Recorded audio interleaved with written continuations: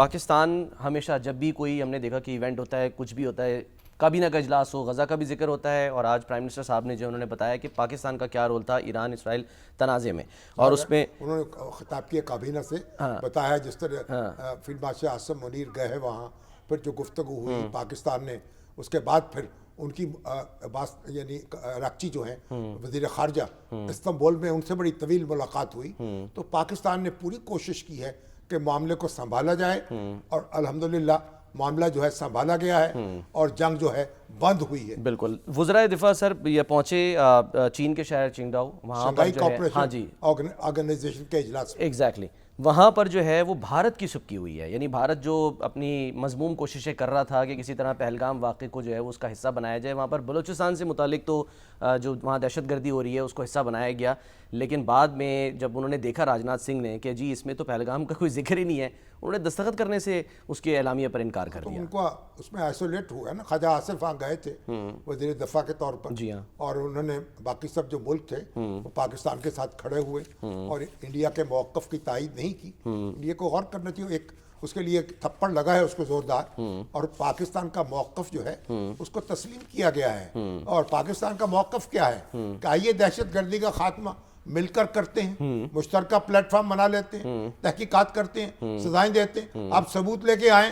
ہم سزائیں دیں گے, اور بیٹھیے مذاکرات کرتے ہیں, مسائل حل کرتے ہیں. انڈیا کا بیانیہ پٹ چکا ہے, اور پاکستان جو ہے تو اس کو اللہ کا شکر ہے کہ شنگھائی جو کوپریشن تنظیم ہے اس کی سپورٹ حاصل ہوئی ہے. اور اب تو انڈیا کا میڈیا جو ہے ہر وقت شور مچا رہا ہے, طرح طرح کے نقطے پیدا ہو رہے ہیں, بھئی یہ کیا ہوا ہے, پاکستان نے کیا کیا ہے. پھر تو یہ کرپٹو کرنسی کے ہمارے جو ہیں وہ ایڈوائزر ہیں بلال بن ثاقب وزیر اعظم کے, جی وہ بھی امریکہ میں گئے ہیں. تو وہاں ظاہر ہے کہ جو نیشنل سیکورٹی ایڈوائزر ہیں سٹیو وٹکوف, جی ان کا جو بیٹا ہے زیکری وٹکوف, وہ یہاں آیا تھا, اس کی قیادت میں ڈیلیگیشن آیا تھا, اور انہوں نے پاکستان کے ساتھ معاملات طے کیے. پھر اس کے بعد ہمارے بلال بن ثاقب وہاں گئے, وائٹ ہاؤس کے اعلیٰ حکام سے, سینیٹر سے ملاقات کی, تاکہ بلکہ ان کو یہ تک کرپٹو کرنسی جو ہے اور جو بٹ کوائن جو ہے اس کے اندر پاکستان جو ہے اس کی دلچسپی ہے. پاکستان کے نوجوان جو ہیں ان کو یہ پلیٹ فارم فراہم کیا جا رہا ہے. انہوں نے تو یہی کہا نا سر کہ ہم, کیونکہ ڈونلڈ ٹرمپ کا بھی ڈریم یہی تھا جب وہ آئے, ایگزیکٹلی یہ بھی پاکستان نے اس کے ذریعے بھی ایک بڑی کامیاب سفارتکاری کی ہے. لابنگ میڈیا اس پہ بھی چیخ رہا ہے, لابنگ کی ہے, تو بھئی لابنگ کا تو حق حاصل ہے. تو ہمارے نوجوان ماضی میں بھارت کرتا رہا ہے, جو بلال بن ثاقب وہ داد کے مستحق ہیں, اور پاکستانی نوجوان سارے وہ لگے ہوئے ہیں اور کمالات دکھا سکتے ہیں تمام تر.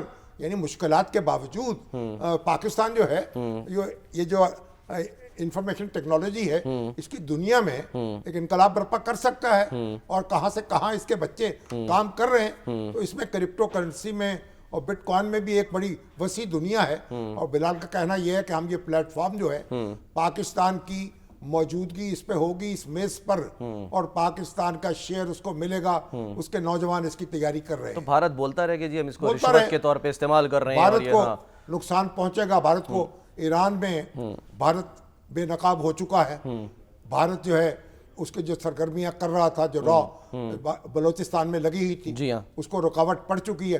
اب اگر ایران نے سروائیو کرنا ہے تو پھر اس کو یہ ان لوگوں کا پیچھا کرنا پڑے گا. سر جو اجلاس ہوا امارات میں بھی جو اب انڈینز اتنی بڑی تعداد میں جا رہے ہیں ان کو بھی ان پہ نظر رکھنی ہوگی کہ یہ کون کون سا نیٹ ورک ہے جس کو یہ استعمال کر رہے ہیں, اور کس کس کے اعلی کار بنے ہوئے ہیں, اور وہاں کے کیا اندر دیمک کی طرح ان کو چاٹ تو نہیں رہے. ان معاشروں کو موجودہ کلبھوشنوں کو پکڑنا ہوگا, اور یہ یو اے ای کو, قطر کو, کویت کو, سعودی عرب کو, سب کو چوکنا ہونا ہوگا. بلکہ میں تو یہ کہتا ہوں کہ ارینجمنٹ ہونا چاہیے, ہم اپنے دفاعی معاہدہ کریں آپس میں, اس خطے کے ممالک جو ہیں, اور ایک دوسرے کے ساتھ تعاون کریں تاکہ ہم اپنا دفاع جو ہے اس کو ناقابل تسخیر بنا سکیں پورے خطے کا. بالکل سر, جو یہ وزرائے دفاع اجلاس ہوا اس سے پہلے ہم نے دیکھا کہ جو نیشنل سیکورٹی ایڈوائزرز تھے وہ بھی ملے. تو خبر یہ آئی کہ اجیت ڈوول کی آنکھوں میں آنکھیں ڈال کے عاصم ملک صاحب نے کہا کہ بھائی یہ جو اندرونی مسئلے ہیں نا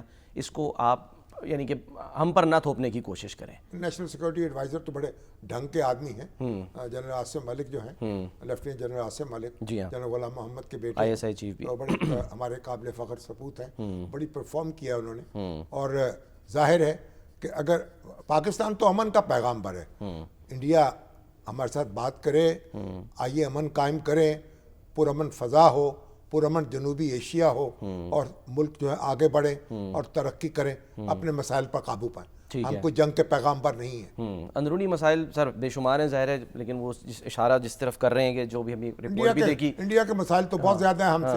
اب دیکھیے وہاں تو عورتوں کی عزت جو ہے وہی محفوظ نہیں. یعنی دنیا کا سب سے بڑا جو ایسا ملک ہے جو ریپسٹ یہاں رہتے ہیں، غیر ملکی عورتیں آتی ہیں، ہر 15 منٹ میں ایک کیس جو ہے وہ رپورٹ ہوتا ہے سر. ہر 15 منٹ بعد ایک کیس رپورٹ ہوتا ہے. غیر محفوظ ترین جگہ ہے عورتوں کی عزت اور ناموس کے حوالے سے. غیر ملکی خواتین آتی ہیں، اور یہاں تو ہماری دیکھیں نا، ہماری ریاست لگی ہوئی ہے عورتوں کی عزت اور ناموس کی حفاظت پر. ہماری جو وزیر اعلیٰ ہیں مریم نواز شریف، کیا کہتی ہے، یہ ریڈ لائن ہے. یہ مریم نواز کی ریڈ لائن ہے. اور مریم نواز دن رات لگی ہوئی ہیں، اور پوری ہمارے سندھ میں بھی کام ہو رہا ہے سر، تاکہ عورتوں کی عزت اور ناموس جو ہے اس کی حفاظت کی جائے. تو انڈیا جو ہے پہلے تو اپنے لوگوں کی پروٹیکشن کرے، اپنے لوگوں کو سکون دے، اپنے لوگوں کی عزت کی حفاظت کرے، اور اس کے بعد باقی دعوے اور باقی باتیں تو بات کی ہیں.